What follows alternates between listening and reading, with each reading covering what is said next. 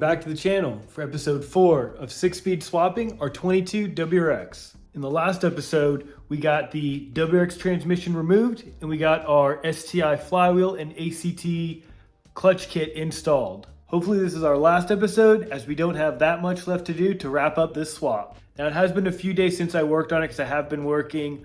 On my lunch breaks, I do have about 30-40 minutes to work, so I have been coming out here off camera just doing a little things here and there, just getting it prepped for basically the finale or episode 4. And while I was out on my lunch break the other day, I was able to actually get the trans under the car and actually just slipped it on. So let me show you what I did off camera real quick. So over here you can see I did get the transmission connected to the motor. So this was very difficult to do by myself. So I did do this by myself. I did have the nifty transmission jack over here to help me. So I got the transmission tied to this, tied to the transmission jack. I got it jacked up and it can go about 95% of the way. Once I got pretty close, I lined it up with the two dowels that stick out, or the two the two studs. And from the front, I just picked up the front of the trans and slid onto it. And then I just jacked up the back of the trans to make sure it was even and level. And then I just shimmied the front of the engine and the transmission up here. And I got to cinch up actually pretty close. And then I just started fishing the bolts through. I got it snugged up pretty good. Nothing's tight. Nothing's been torqued down, but all the bolts are in. I did obviously get the starter put in. And so I actually got the starter and then I tried to put the clutch slave in. That didn't work, so I had to take the starter back out to get the 2 bolts in for the clutch slave. And then I just got the pinch mount loosely on here. The bolt's still moving everything. So nothing's been torqued down or anything. And then for the ground for the trans, I did just steal the ground from here. We didn't get any of the wires or anything hooked up, so we'll be doing all of that in this episode.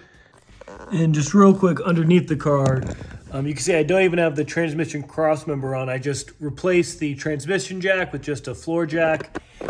Now, I do have good news. I was able to reuse the WRX transmission mount because, we did upgrade that in one of our previous videos. That is a JDM STI trans mount, so it is significantly stiffer than, especially an OEM STI mount that's a few years old. So I was really pleased that the mount actually transferred right over, bolts line right up. So I only have 2 bolts in and they're just loose. Like I said, nothing's tight. So we're going to be tackling all this in this episode. So I apologize for doing some things off camera, but we did just go over everything that I did.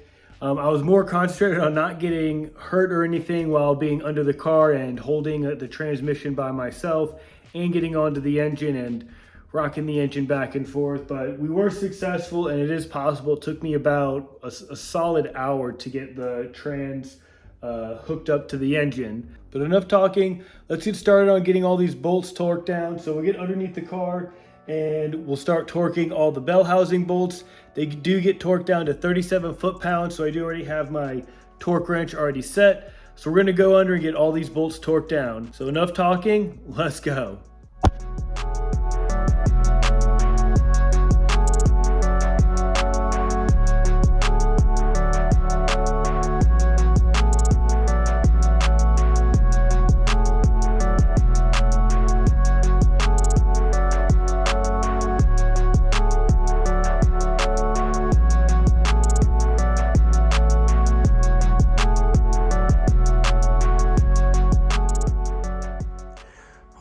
So after that short little time lapse, we got all the bell housing bolts tightened down, everything torqued to 37 foot-pounds. We got the cross member on, we got the trans mount on, and I did want to show you guys our iWire harness that we have for the trans.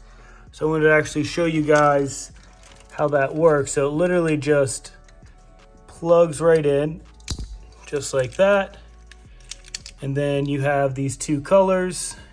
So let's get the brown one. See if I can do this with one hand. right. Let me just switch you guys. All right. So here's the brown one. Plugs in. Take the gray one. Plugs right in. So there you go. That's literally just how easy it is. It just plugs right in. Harness is hooked up. Now we're just gonna tuck this one over here. We'll probably get it zip tied to this mount right over here. So this is for the, if we were to hook up the DC-CD controller, our SI drive. So it does actually come with the harness to plug into here and then wires to go through the firewall. We're just gonna get this put to the side for now. And once we get the DC-CD control in the future, we will get that hooked up. Now, the next thing that I want to get working on, I do want to try to get our shift linkage in.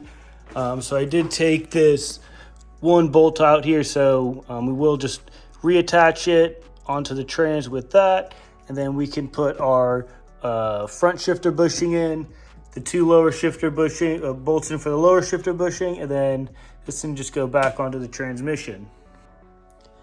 Now the bolts for the rear shifter mount, you do just have to go to the store and get these. I think these were M8 by 1.25. Just get two of them, just some that are just long enough to go through here. The car already has the provision for these holes, so you don't need to worry about drilling or tapping or anything. It already has the holes for these mounts. So enough talking, let's get this shifter put in.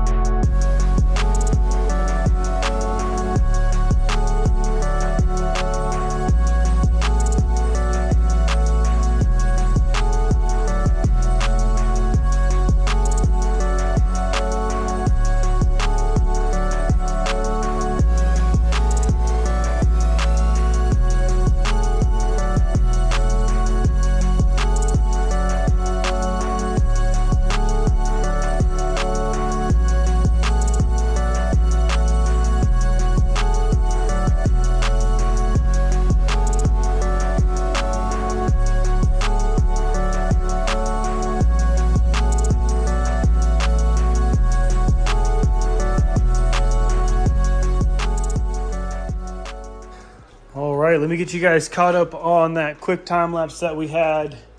I did get a little carried away and just started going at it because we're so close to being done. So we did get the shifter and everything installed in the beginning. All the interior and everything's put back like nothing ever happened. And everything works great. Underneath, we got the drive shaft and everything hooked up.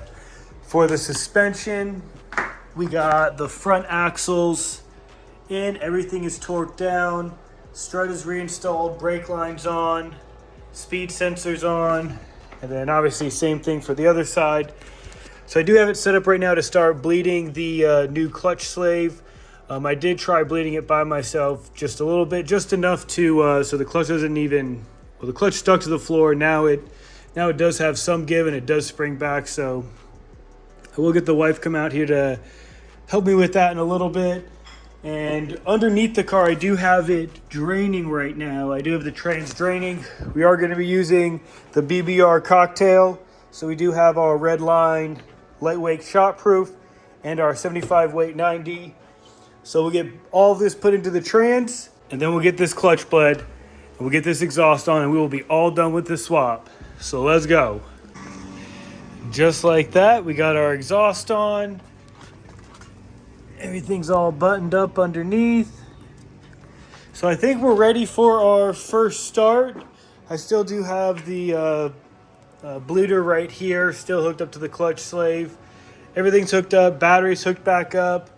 And we still don't have the wheels on yet. The car's still in the air, but I do want to get it started, and I do want to check to make sure we have no exhaust leaks and make sure it goes into gear and everything. So let me get you guys set up. We'll get this started up.